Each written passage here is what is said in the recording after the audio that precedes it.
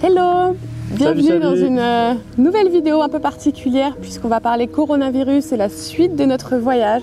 Puisqu'on ne voulait pas encore dévoiler, on attendait un petit peu, mais c'est le moment. On compte aller en Asie du Sud-Est après l'Afrique et on arrive à la fin de l'Afrique. Sauf que ce coronavirus nous bloque pas mal dans nos plans, donc on t'explique un petit peu en quoi ça va stopper notre voyage, peut-être temporairement. Et avant cela, on t'emmène au Mozambique pour découvrir notre baignade avec le plus gros poisson du monde. C'était ces dernières semaines, donc on te partage ça pour te faire voyager un petit peu quand même parmi ces mauvaises nouvelles.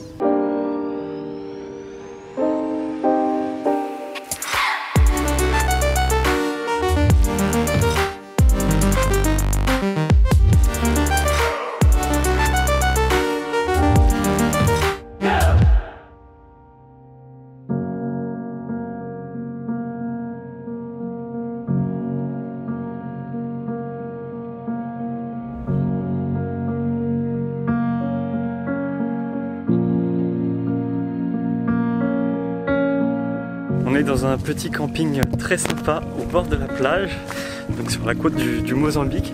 Et donc là on part à la journée en bateau pour faire un petit trip, faire du snorkeling et aller sur les îles qui sont là-bas au large. Et ça s'annonce très sympa.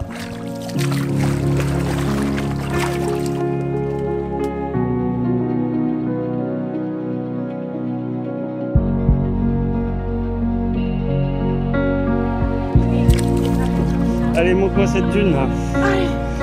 Il fait chaud, j'ai les pieds qui brûlent dans le sable, mais j'essaye d'aller le plus loin possible. Je pense qu'il y a une super vue là-bas.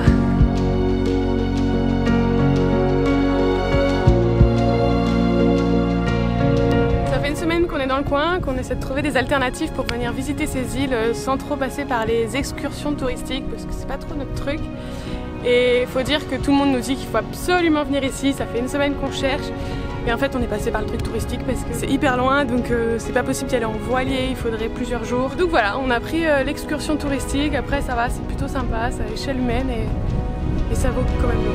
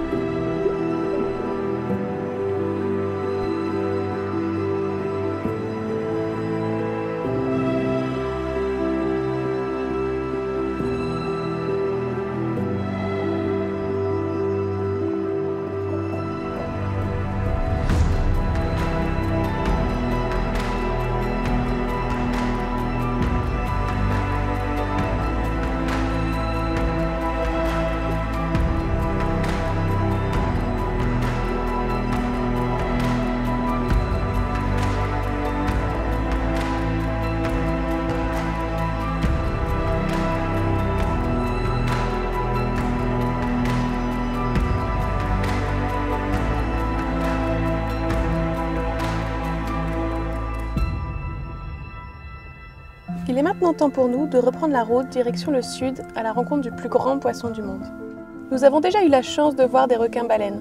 C'était il y a quelques années aux Philippines. Mais nous étions moins méfiants et une fois dans l'eau, nos guides ont tapaté les requins avec de la nourriture.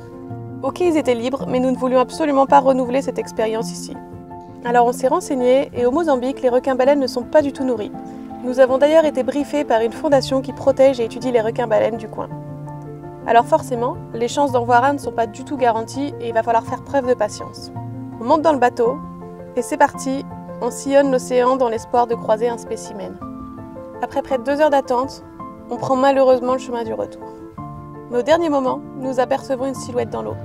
Whale shark, go, go, go, go! Il faut donc sauter rapidement dans l'eau pour ne pas perdre de vue et en même temps se rappeler les consignes données pour ne pas déranger et pouvoir nager le plus longtemps possible avec le requin-baleine.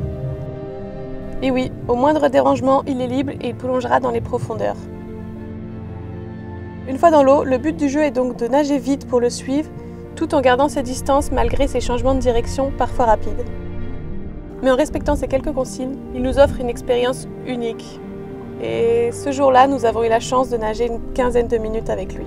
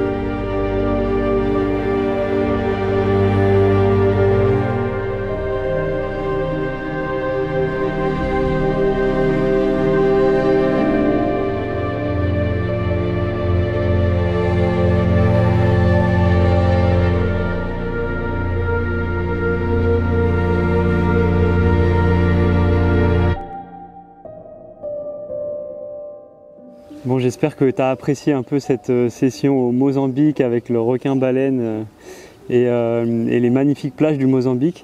Et maintenant, on va te parler un peu du coronavirus. Donc, on est le dimanche 8 mars, donc tu devrais voir la vidéo demain normalement. Et voilà, on va te faire un petit point sur comment on a entendu parler du coronavirus et qu'est-ce que ça change pour nos projets. Donc en fait, au début, on était au Zimbabwe et donc c'est nos proches qui nous ont avertis qu'il y avait un virus en Asie qui se développait pas mal et tout. Donc au début on a pris ça un peu à la légère, on s'était dit on a encore quelques mois avant d'aller en Asie, donc on a un peu ignoré ça. Et puis là ces dernières semaines le virus se répand pas mal, il est dans presque plus de 90 pays maintenant.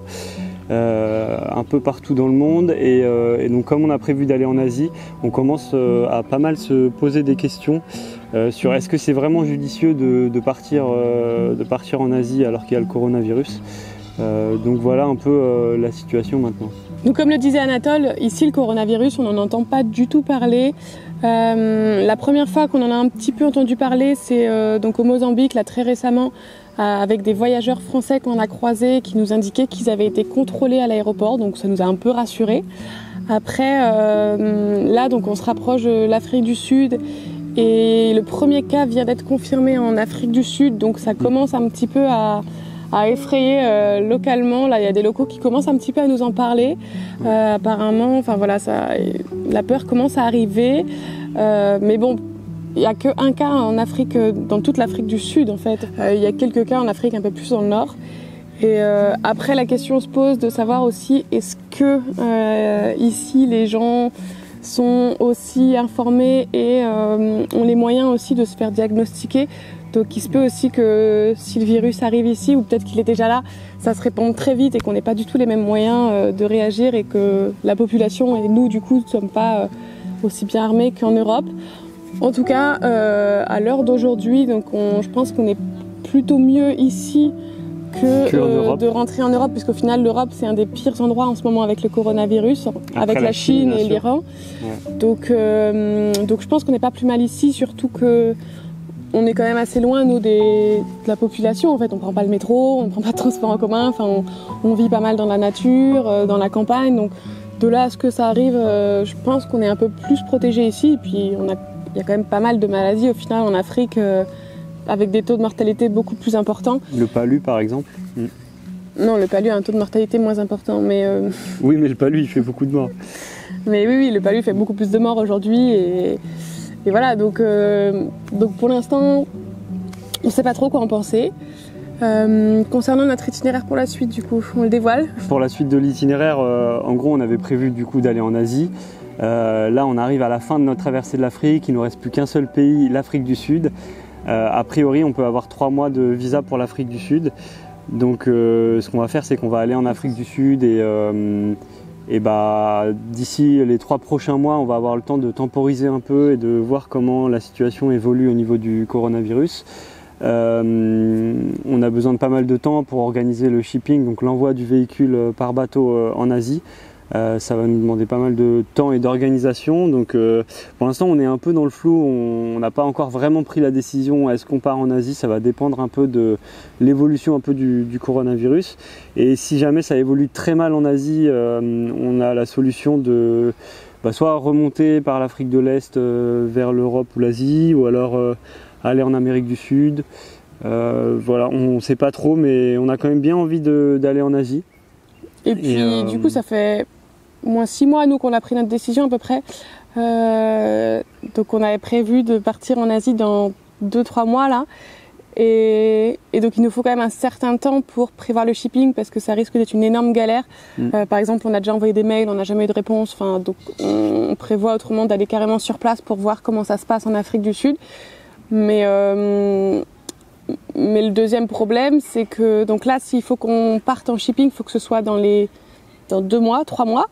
Donc je ne sais pas si on va avoir le temps d'analyser la situation par rapport au coronavirus. Je pense qu'il va nous falloir plus de temps pour prendre notre décision, sauf qu'après on est bloqué en termes de visa, parce qu'on ne peut pas rester plus de 3 mois sur le territoire de l'Afrique du Sud. Et a priori, on ne peut pas réavoir non plus 3 mois, même en sortant et revenant dans le pays, où il faudrait peut-être rentrer en France. Ça risque d'être une grosse galère. Donc là, on est un peu bloqué dans notre voyage. On est un peu bloqué au bout du continent, avoir fait tous les pays alentours.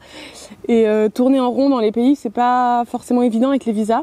Et puis les on en a un les peu, papiers du véhicule. Même si l'Afrique, c'est clairement, on adore, mais là, ça fait 1 an et demi qu'on est sur le continent.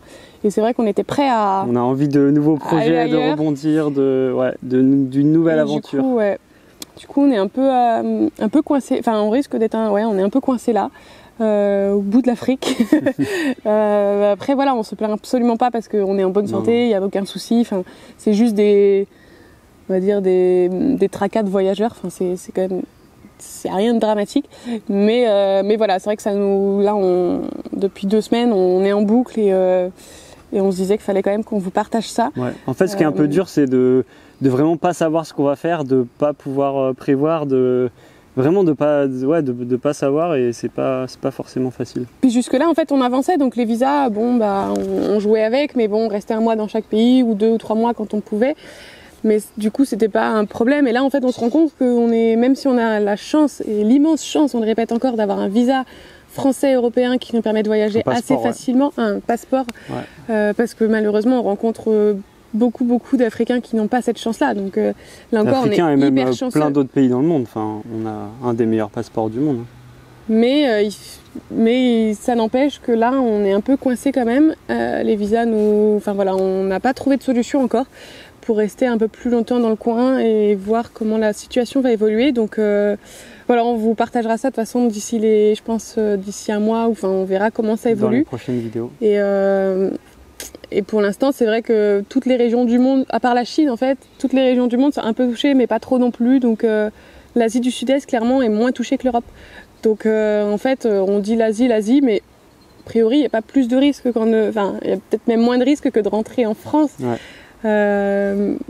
Voilà, et en même temps, est-ce qu'il y a un risque réel de toute façon? Est-ce qu'il faut s'arrêter de vivre à cause de ce virus? Dans tous les cas, abonne-toi à la chaîne si c'est pas déjà fait, puisqu'on va peut-être profiter de ce ralentissement un petit peu dans le voyage pour faire des reportages un petit peu différents, sur des formats différents. On a quelques petites idées et dans tous les cas, on se retrouve lundi prochain pour te présenter un sport extrême, le kitesurf, comment nous on a fait pour apprendre ce sport, est-ce qu'il faut être musclé ou pas. On t'en dit un petit peu plus la semaine prochaine. À lundi prochain. Ciao.